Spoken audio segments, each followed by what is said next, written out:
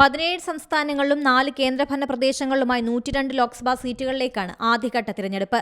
തമിഴ്നാട്ടിലെ മുഴുവൻ സീറ്റുകളിലും രാജസ്ഥാനിലെ 12 സീറ്റുകളും ഉത്തർപ്രദേശിലെ 8 സീറ്റുകളും ഇതിൽ ഉൾപ്പെടുന്നു. മധ്യപ്രദേശ് 6, ഉത്തരാഖണ്ഡ്, അസം, മഹാരാഷ്ട്ര 5 സീറ്റുകൾ വീതം, ബീഹാർ 4, പശ്ചിമബംഗാൾ 3 എന്നിങ്ങനെയാണ് മറ്റ് സംസ്ഥാനങ്ങളിൽ ആദ്യഘട്ടത്തിൽ നടക്കുന്ന വോട്ടെടുപ്പ്. മാർച്ച് 27-നാണ് നാമനിർദ്ദേശ പത്രിക സമർപ്പിക്കേണ്ട അവസാന തീയതി. മാർച്ച് 28-ന് സൂക്ഷ്മ പരിശോധന. പത്രിക പിൻവലിക്കാനുള്ള അവസാന തീയതി മാർച്ച് 30-ആണ്. തിരഞ്ഞെടുപ്പ് കമ്മീഷനാണ് 21 സംസ്ഥാനങ്ങളിലെ 102 സീറ്റുകളിലേക്ക് തിരഞ്ഞെടുപ്പിനുള്ള വിജ്ഞാപനം ഇറക്കിയത്. ലക്ഷദ്വീപ്, തമിഴ്നാട് എന്നിവിടങ്ങളിൽ ആദ്യഘട്ടത്തിൽ തിരഞ്ഞെടുപ്പ് നടക്കും.